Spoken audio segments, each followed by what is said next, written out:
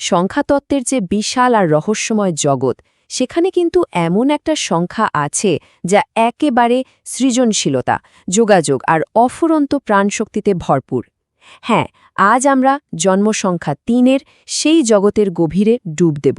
চলুন একসাথে দেখি কি এমন আছে এই সংখ্যাটার মধ্যে যা একে এতটা স্পেশাল আর আকর্ষণীয় করে তোলে।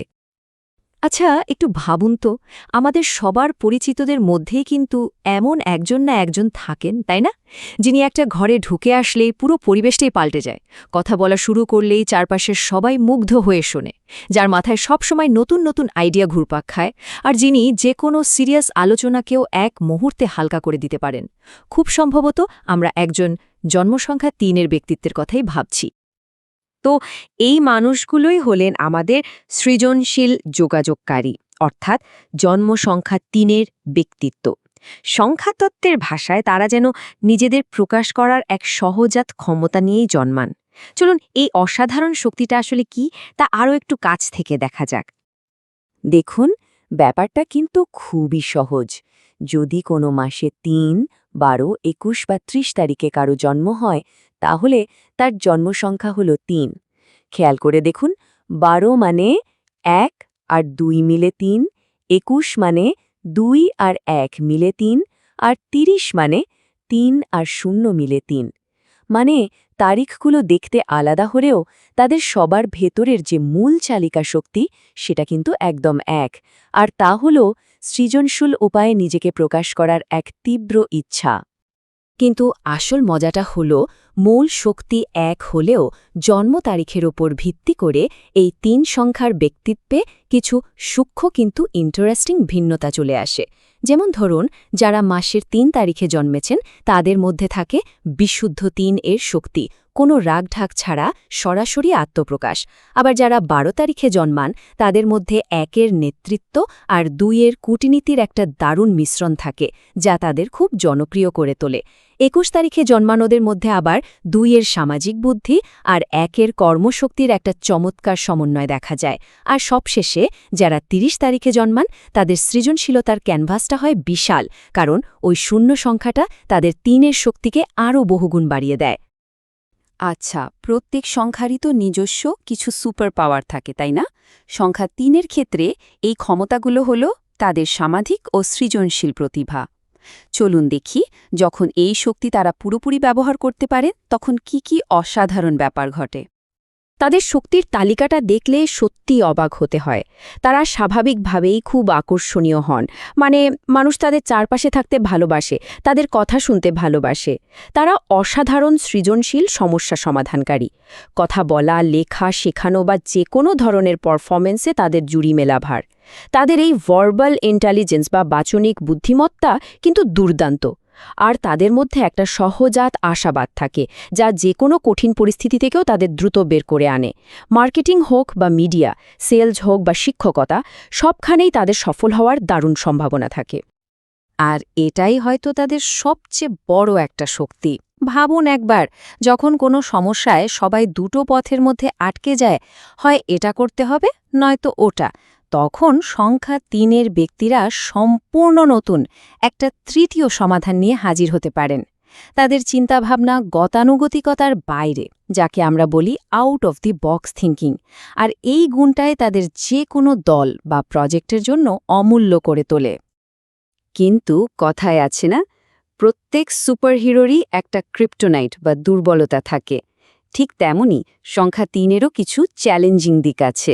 সংখ্যাতত্ত্বে একে বলা যেতে পারে তাদের ছায়া দিক বা শ্যাডো সাইড। এটা মোটেও খারাপ কিছু নয়, বরং এমন কিছু দিক যা নিয়ে তারা যদি একটু সচেতন হন তাহলে নিজেদের সেরা ভার্সনটা হয়ে উঠতে পারেন। এখানে ৩-এর দুটো রূপের কি দারুণ একটা তুলনা দেখা যাচ্ছে। দেখুন, যখন তাদের শক্তিটা ভারসাম্যপূর্ণ থাকে তারা হন একজন চৌম্বকীয় স্রষ্টা, মানে ম্যাগনেটিক ক্রিয়েটর। তারা অন্যদের অনুপ্রেরণা দেন, নিজের কাজে ফোকাসড থাকেন। কিন্তু যখনই সেই শক্তিটা ভারসাম্যহীন হয়ে পড়ে তখন তারা হয়ে যান একজন বিক্ষিপ্ত পারফর্মার। অনেক কিছু শুরু করেন কিন্তু শেষ করতে পারেন না। তখন তারা খুব বেশি সংবেদনশীল আর মেজাজি হয়ে ওঠেন। এই চ্যালেঞ্জগুলো শুনলে আমাদের অনেকেরই হয়তো মনে হতে পারে, আরে এ তো আমার কথাই বলছে। যেমন ধরুন, মাথায় 10টা দারুণ আইডিয়া নিয়ে কাজ শুরু করা, কিন্তু কোনোটাতেই পুরোপুরি মন না দেওয়া। অথবা যখন মনটা ফুরফুরে থাকে তখন অসাধারণ কাজ করা, কিন্তু মন খারাপ হলেই প্রোডাক্টিভিটি একেবারে শূন্য হয়ে যাওয়া। আর সমালোচনার প্রতি সংবেদনশীলতা তাদের একটা বড় চ্যালেঞ্জ, কারণ তারা নিজেদের কাজের মাধ্যমে আত্মপ্রকাশ করেন, তাই তাদের কাজের সমালোচনাকে তারা অনেক সময় ব্যক্তিগত আক্রমণ হিসেবে নিয়ে ফেলেন। আর এখানেই কিন্তু মূল সমাধানটা লুকিয়ে আছে। সংখ্যা 3-এর মানুষদের জন্য জীবনের সবচেয়ে বড় শিক্ষা এটাই, তাদের প্রতিভার কোনো অভাব নেই, একদমই না। কিন্তু সেই অসাধারণ প্রতিভাকে সঠিক পথে চালিত করার জন্য প্রয়োজন শৃঙ্খলা আর একটা কাঠামো। ভাবা যেতে পারে প্রতিভা হল সোনা বা হীরের মতো কাঁচামাল, আর সাফল্য হল সেই কাঁচামাল দিয়ে তৈরি করা একটা নিখুঁত সুন্দর গয়না। কাঠামো ছাড়া সেই কাঁচামাল কিন্তু মূল্যহীন।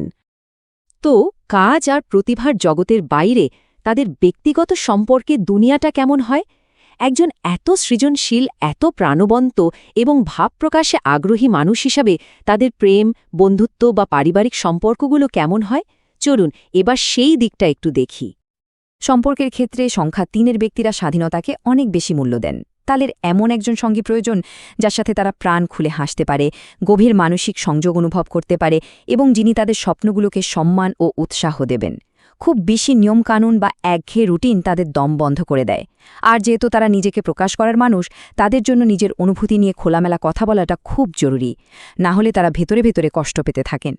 সংখ্যাতত্ত্বের সাধারণ ধারণা অনুযায়ী 1, 5 এবং 6 সংখ্যার মানুষদের সাথে 3-এর সম্পর্ক বেশ স্বতঃস্ফূর্ত এবং আনন্দময় হয়। অন্য একজন 3-এর সাথেও সম্পর্কটা দারুণ মজাদার হতে পারে, কারণ দুজনই তখন একই ভাইবে থাকে। তবে 4, 7 বা 8-এর মতো সংখ্যার সাথে সম্পর্কটা একটু চ্যালেঞ্জিং হতে পারে, কারণ তাদের প্রকৃতি আর জীবনদর্শন অনেকটাই আলাদা। কিন্তু আসল কথা হলো, সংখ্যাতত্ত্ব আমাদের একটা ধারণা দেয় মাত্র। দিনের শেষে যে কোনো সম্পর্কের মূল ভিত্তি হল পারস্পরিক শ্রদ্ধা, বোঝাপড়া আর ভালোবাসা, সংখ্যাটা যাই হোক না কেন। আচ্ছা, এতক্ষণ তো আমরা তাদের শক্তি, তাদের চ্যালেঞ্জ সব কিছু নিয়েই কথা বললাম। এখন প্রশ্ন হল, এর সমাধান কি? কিভাবে একজন সংখ্যা 3-এর ব্যক্তি তার সমস্ত প্রতিভাকে একত্রিত করে জীবনে সত্যিকারের সাফল্য পেতে পারেন? এর জন্য একটা সহজ কিন্তু খুব কার্যকরী একটা সূত্র আছে। সাফল্যের পথে এগোতে গেলে একটা বাস্তব চ্যালেঞ্জের কথা বলতেই হয়, আর সেটা হলো তাদের টাকা পয়সার ব্যবস্থাপনা। যেহেতু তারা খুব মেজাজ চালিত, তাই মন ভালো করার জন্য, সুন্দর কোনো জিনিস দেখে বা বন্ধুদের সাথে মজা করার জন্য তারা প্রায়শই আবেগপ্রবণ হয়ে খরচ করে ফেলেন। এটাকে বলা যেতে পারে মুড আপগ্রেড করার জন্য খরচ, যা তাদের আর্থিক স্থিতিশীলতার জন্য একটা বড় চ্যালেঞ্জ হয়ে দাঁড়াতে পারে। আর এই হলো সেই বিজয়ী সূত্র, খুব সহজ কিন্তু দারুণ কার্যকারী। প্রথমত, 1000টা দিকে না ছুটে নিজের জন্য একটা প্রধান সৃজনশীল পথ বেছে নেওয়া। দ্বিতীয়ত, দিনের মধ্যে ছোট হলেও একটা রুটিন বা কাঠামো তৈরি করা, যা তাদের বিক্ষিপ্ত শক্তিকে ধরে রাখতে সাহায্য করবে। তৃতীয়ত, এমন একটা সৃজনশীল শখ রাখা যার কোনো লক্ষ্য নেই, কোনো ডেডলাইন নেই, যা শুধু পিওর আনন্দের জন্য করা। আর সবশেষে এবং সবচেয়ে গুরুত্বপূর্ণ, নিজের সহজাত প্রতিভাকে ব্যবহার করা, কারণ তাদের জন্মই হয়েছে কথা বলার জন্য, লেখার জন্য, তৈরি করার জন্য, শেয়ার করার জন্য। তাহলে পুরো আলোচনার সারমর্মটা কি দাঁড়ালো? ব্যাপারটা একদম পরিষ্কার। সংখ্যা 3-এর মানুষদের নতুন করে কোনো প্রতিভা খুঁজতে হয় না। প্রতিভা তাদের ভেতরেই কানায় কানায় পূর্ণ। তাদের আসল কাজ, তাদের আসল চ্যালেঞ্জ হলো সেই অসাধারণ কিন্তু বিক্ষিপ্ত প্রতিভাকে একটা লেজার রশ্মির মতো ফোকাস করা বা কেন্দ্রীভূত করা। যখনই তারা এটা করতে পারেন, তখন তাদের সাফল্যকে আর কেউ আটকাতে পারে না। শেষ করার আগে চলুন সবাই একটা প্রশ্ন নিয়ে ভাবি। শুধু সংখ্যা 3 নয়, আমাদের প্রত্যেকের ভেতরেই হয়তো এমন কোনো অসাধারণ সৃষ্টি বা মাস্টারপিস লুকিয়ে আছে, যা শুধু একটু মনোযোগ আর শৃঙ্খলার অভাবে প্রকাশ পাচ্ছে না। ভাবার বিষয় হলো, আমাদের ভেতরের সেই মাস্টারপিসটা আসলে কী এবং তাকে জীবন্ত করে তোলার জন্য আমরা কি করতে পারি। ধন্যবাদ।